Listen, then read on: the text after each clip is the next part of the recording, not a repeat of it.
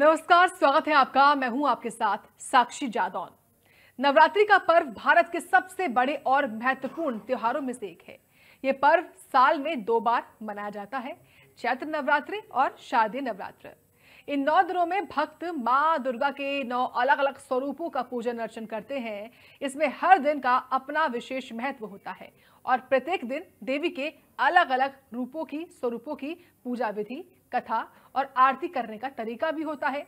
नवरात्रि के 9 दिनों में दूसरा दिन मां ब्रह्मचारिणी को समर्पित है। मां का ये स्वरूप तपस्या, संयम, त्याग और धैर्य का प्रतीक माना गया है।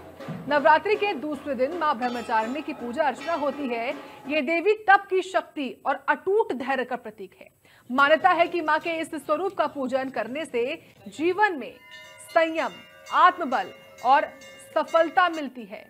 तो आज शारदीय नवरात्र का दूसरा दिन है और दूसरे दिन मां ब्रह्मचारिणी की पूजा अर्चना की जाती है। मां ब्रह्मचारिणी जो खुद तप और त्याग की देवी हैं, उनकी पूजा आज पूरे विधि विधान के साथ करनी चाहिए। अगर आपको मां का आशीर्वाद चाहिए, मां की खास कृपा चाहिए, जो मां का तप है, जो त्याग है, जो समर्पण का भाव है, अगर आपको वो सब कुछ अपने अंदर चाहिए तो आपको उसी मन के साथ, उसी भाव के साथ मां की आराधना करनी होगी और वो भी पूरे विधि विधान के साथ। ये विधि विधान के साथ आप पूजा अर्चना कैसे कर सकते हैं, ये सब कुछ आज हम आपको बताएंगे हमारे इस खास पेशकश में कि कैसे आप मां ब्रह्मचारिणी को खुश कर सकते हैं, उनकी पूजा का खास महत्व होता क्या है और शारदीय नवरात्रि का जो दूसरा दिन होता है वो खास क्यों होता है और क्यों मां ब्रह्मचारिणी की पूजा हमें करनी चाहिए और मां ब्रह्मचारिणी की पूजा करने से हमको क्या मिलता है, कैसे हम अपने दुखों का नाश कर सकते हैं, मां ब्रह्मचारिणी हम पर कैसे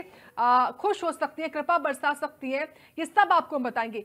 तो सात्विक आहार का पालन करें, ये जानकारी आपको हम दे रहे हैं। सबसे पहला और महत्वपूर्ण नियम है सात्विक भोजन। सात्विक भोजन ही आप करें नवरात्रि में।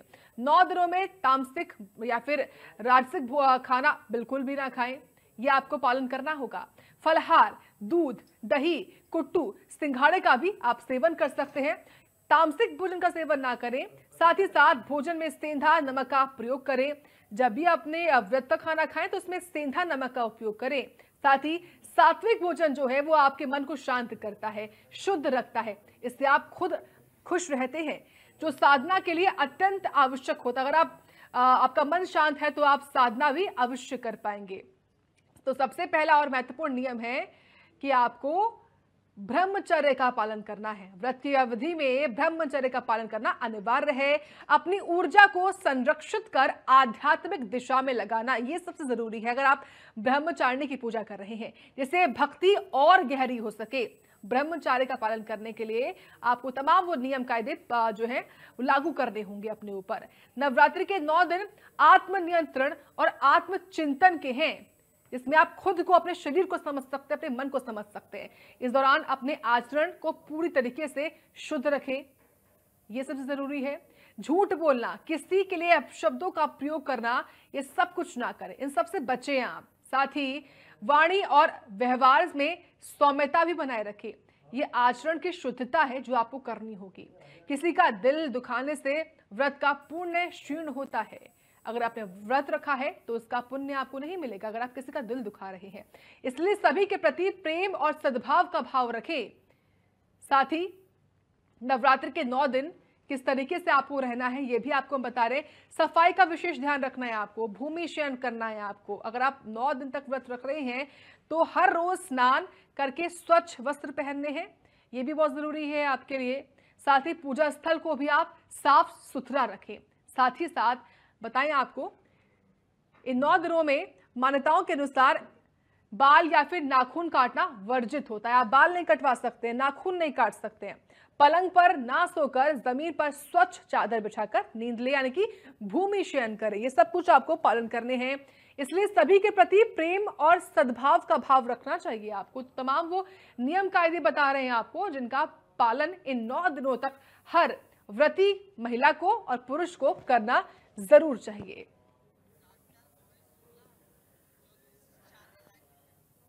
तो देखिए मां ब्रह्मचारिणी कैसे आपको आशीर्वाद दे सकती हैं, नवरात्रि का महत्व क्या होता है, ये सब कुछ आज हम जानेंगे। हमारे साथ हमारे खास मेहमान ज्योतिष आचार्य डॉक्टर मोहित शुक्ला जुड़ गए हैं। आपका बहुत स्वागत है इंडिया न्यूज पर मोहित जी। जय माता दी। आचार्य जी, आपसे मेरा पहला सवाल यही होगा। सबसे पहले आपको नवरात्रि के दूसरे दिन की बहुत बधाई, शुभकामनाएं। और मां ब्रह्मचारिणी की आज हम जब पूजा कर रहे हैं तो कैसा भाव मन में रखे, उनकी पूजा से हमको क्या मिल सकता है, उनकी पूजा कैसे की जाए, तो सब कुछ हम सिलसिलेवार तरीके से जानेंगे। सबसे पहले आज नवरात्र के दूसरे दिन का महत्व क्या होता है, ये आप सबसे पहले समझाइए। देखिए साक्षी जी, सबसे पहले मैं देवी माता की स्तुति से आज के इस विषय को प्रारंभ करता हूँ। या देवी सर्वभूतेषु मां ब्रह्मचारिणी रूपेण संस्थिता, नमस्तस्यै नमस्तस्यै नमस्तस्यै नमो नमः।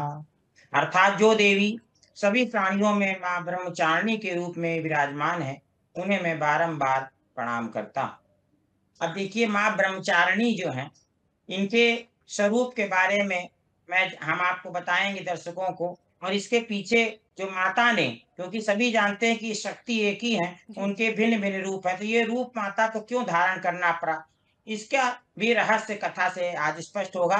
और आज के दिन ये कथा सुनने का बड़ा पुण्य प्राप्त होता है। तो ब्रह्मचारिणी, जैसा नाम से स्पष्ट, ब्रह्म में विचरण करने वाली, जो शिव में हमेशा रमी रहती हैं, शिव का ध्यान करती हैं, और शिव ही आदि ब्रह्म है, तो इसलिए इनका नाम ब्रह्मचारिणी देवी का स्वरूप पड़ा।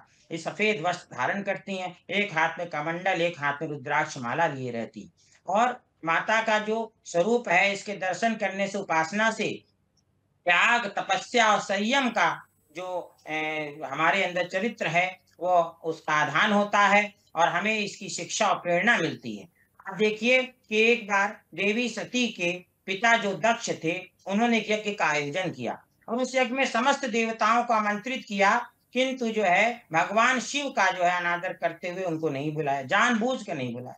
और मगर देवी जो थी, उनको लगा किसी के सब देवता जा रहे हैं, पति नहीं, तो उन्होंने कहा कि हम लोग को स्वयं चलना चाहिए, मैं बचपन से वहां रही हूँ, और आप हे प्रभु मेरे साथ चलिए। शिव कहते नहीं, जहां पर बुलाया न जाए, प्रेम ना हो, सम्मान ना हो देवी, वहां नहीं जाना चाहिए। कहते हैं आवत ही हर्षे नहीं, नैनन नहीं सने, और तुलसी कहाँ न जाइए, चाहे कंचन बरसे, स्वर्ण भी बरस रहा हो, तो गोस्वामी तुलसीदास बाबा कहते हैं वहां नहीं जाना चाहिए, जहां पर आपको सम्मान सहित ना मिला जाए। वो देवी नहीं मानती, और हठ पूर्वक कहती कि हमारे माता पिता, हम तो जाएंगे। तो भगवान शिव बड़े विवश होकर कहते हैं, हे देवी, जैसी आपकी इच्छा। कुछ शिव गणों के साथ भेज देते हैं। वहां जाते दे उनकी बहनें उनका उपहास करती हैं। माता तो प्रेम देती है, मगर पिता बड़ा शिव का अपमान करते हैं। कहते देखो, ऐसे शिव से विवाह कर लिया जो घोरी हैं, भस्म करते हैं और व्यालों के आभूषण पहनते हैं, और उनसे मेरी पुत्री विवाह की हम सभा में बुला नहीं सकते उनको। और ऐसा अपमान सुनकर सभा में सबके सामने देवी यज्ञ अपनी योग अग्नि से अपना शरीर भस्म कर देती। तभी जो है शिवगण वहां जाते, शिव जी को बताते हैं कि वहां पर देवी ने ऐसा ऐसा कर लिया है। भगवान शिव तुरंत अपनी जटा से वीरभद्र को उत्पन्न करते हैं, और कहते हैं जाओ और दक्ष का यज्ञ विध्वंस कर दो। और दक्ष का सिर जो है धड़ से अलग हो जाता है। भगवान शिव की वो बड़ी जो है उन्हें विनय करते हैं, दक्ष, और प्रार्थना करते हैं। तब भगवान उसको बकरे का सिर लगाते हैं। मगर देवी सती का चूंकि जो शरीर भस्म हो जाता है, उसको लेके शिव भ्रमण करते हैं युगों युगों तक। तब सब देवता सोचते हैं, शिव अगर देवी शक्ति का शरीर ऐसा लेके भ्रमण करें, कैसे सृष्टि चलेगी। तो विष्णु जी चक सुदर्शन से उसके खंड खंड करते हैं, तब 51 शक्तिपीठ पृथ्वी पर बनते हैं, और भगवान शिव हजारों वर्ष की तपस्या में लीन हो जाते हैं। बस यहीं से आज देखिए नवरात्र का यहाँ से महत्व प्रारंभ हो जाता है। तभी तारकासुर नाम का एक दैत्य उत्पन्न होता, तीनों लोकों में हाहाकार करता है। तो ब्रह्मा जी कहते हैं, जब देवी पुनः शक्ति का अवतार धारण करेंगी और संसार में पार्वती के रूप में आएंगी, तभी जो है उनका पुत्र कार्तिकेय होंगे, जो तारकासुर का वध करेंगे। अब इसके लिए देवी का अनुनय विनय से सब देवता करते। तब देवी जो है शैलपुत्री के रूप में, जो नवरात्र का प्रथम दिन है, और हिमालय राज की यहाँ मैना देवी का जन्म लेती हैं। और फिर देवी को नारद जी कहते हैं कि आपको शिव जी की तपस्या करनी पड़ेगी, हे देवी। तब जो है देवी नारद जी के कहने पर ब्रह्मचारिणी रूप धारण करती हैं, तपस्या, घोर तपस्या करती। और देवी जो है सब भोजन छोड़ देती हैं, और फल फूल खाती। फल फूल खा के हजारों वर्ष तपस्या करने शिव प्रसन्न नहीं होते। तब देवी जो है बेलपत्र खा के रहती हैं, साग खा के रहती, साग भी छोड़ देती, केवल बेलपत्र पे आ जाती हैं, तब भी शिव प्रसन्न नहीं होते। देवी वो भी छोड़ देती हैं, और केवल जल पी के रहते, तब उनका नाम अपर्णा पड़ जाता। अपर्णा जो है पर्ण का भी सेवन न करें, पत्र का भी सेवन न करें। उसके बाद देवी जो है जल भी छोड़ देती हैं। घोर तपस्या देवी का प्रारंभ, और देवी के शरीर बिल्कुल कृश हो जाता, बिल्कुल पतली, बिल्कुल केवल हड्डियां दिखाई पड़ती हैं। ऐसी तपस्या देखकर जो है सारे देवता भयभीत हो जाते हैं कि अरे देवी कहीं प्राण ना त्याग दे। तब शिव जी से विनय करते हैं, हे प्रभु आप देवी को स्वीकार करें पत्नी रूप में, नहीं तो बड़ा है अनर्थ हो जाएगा। तब भगवान शिव प्रसन्न होते हैं और देवी पार्वती को स्वीकार करते, क्योंकि वो वही सती हैं, पुनर्अवतार लेती हैं। और फिर जो है देवी का पहले जैसा रूप यौवन हो जाता है। यही देवी ब्रह्मचारिणी का स्वरूप है। और फिर शिव पार्वती का मिलन होता है। और इसी प्रकार से आगे जैसे जैसे दिन बढ़ते जाते हैं, कथा का विस्तार होता जाता है। तो इस प्रकार देवी ब्रह्मचारिणी का जो ध्यान करने से भक्तों को त्याग, तपस्या और जीवन में कठिनाइयों से लड़ने की शक्ति प्राप्त होती है। और ओम ऐं ह्रीं क्लीं ब्रह्मचारिणे नमः, इस मंत्र का 108 बार आज के दिन जप अवश्य करना चाहिए। बिल्कुल और आचार्य जी, इसके आपने साथ में बहुत ही एक सुंदर ध्यान शब्दों मंत्र है में कि आप बहुत ही ददानाकर। सुंदर शब्दों में हमको समझा रहे हैं। मैंने आपको रोका बीच में। जो मंत्र आपने हमको बताया, उस मंत्र का उच्चारण कब करना चाहिए, पूजा की विधि कैसे शुरू करनी चाहिए ब्रह्मचारिणी माता की, और उस दौरान आरती कौन सी करनी चाहिए, और आज का मुहूर्त कौन सा है, ये भी जरा बताइए आप। देखिए, सबसे पहले मैं मुहूर्त के बारे में ही बता देता हूँ कि जो ब्रह्म मुहूर्त था वो 4:35 से 5:22 तक जो निकल गया है, उसके अभिजीत मुहूर्त है 11:49 से 12:37 तक। फिर विजय मुहूर्त 2:14 से 3:03 तक। गोधूली मुहूर्त जो सायकाल होता है 6:16 से 6:40 तक था। और एक अमृत काल का मुहूर्त जो 7:06 से 8:51 तक था, जो कि निकल गया। इस प्रकार से जो मुहूर्त बचे हैं उनका उपयोग करके हम आज विशेष पूजा कर सकते हैं। और साथ में नवरात्रि में किसी भी समय माँ की उपासना की जा सकती है। रात दिन सुगत को नवरात्रि के 9 दिन जो है माने गए हैं। और इसके साथ में मैं विधि बताता हूँ कि सबसे पहले देखिए, आज के दिन माता को श्वेत रंग बहुत प्रिय है। सफेद साड़ी माता धारण करती हैं, तो श्वेत वस्त्र अगर आज के दिन पहने बड़ा शुभ है। और स्नान ध्यान करके सफेद वस्त्र पहन के सबसे पहले माता का जो है जब ध्यान करें तो सबसे पहले दीपक जलाइए, धूप जलाइए। माता की जो मूर्ति अगर है तो उसको पंचामृत स्नान कराएं, दूध से, दही से, शहद से, गंगा जल से, और जो है चीनी से, इसको पंचामृत कहते हैं। और उसके उपरांत जो है शुद्धोदक स्नान कराएं, वस्त्र धारण कराएं। देवी को लाल चंदन घिस के, लाल चंदन बड़ा प्रिय होता है, और उसका टीका करें, कुमकुम अक्षत लगाएं, पुष्प माला पहनाएं, और फिर धूप दिखाएं, और फिर कपूर और एक जोड़ा लौंग से देवी की आरती करनी चाहिए। और फिर भोग कैसे लगाएंगे? अपने हाथ से घर में अगर भोग बने तो बहुत अच्छा है। जैसे कि खीर आप बना सकते हैं, चीनी का भोग लगा सकते, बताशे का, मिश्री का, ये सारे भोग लगाना चाहिए। और फलों में सेब, नाशपाती, संतरा, अंगूर, ये फल देवी को बड़े प्रिय हैं। उसको जो है देवी को अवश्य फल समर्पित करिए। इस प्रकार से जो है देवी को फिर पुष्प चढ़ाइए, परिक्रमा करिए और हाथ जोड़ के प्रार्थना करिए। और फिर देवी को प्रसन्न करने के लिए दुर्गा सप्तशती का पाठ अवश्य करना चाहिए। कवच, अर्गला, कीलक का जो है पाठ करके दूसरा, तीसरा, चौथा जो अध्याय है उसका पाठ अवश्य करना चाहिए। क्यों? क्योंकि उसमें पहले अध्याय में पहली कथा मधु कैटभ की पूर्ण होती है। दूसरे दिन जो है महिषासुर वध की कथा 3 अध्यायों में पूर्ण हो जाती। और फिर उसके उपरांत जो है अगर पूरी सप्तशती आप पढ़ सकते हैं बहुत अच्छा, नहीं तो इतना अवश्य करिए।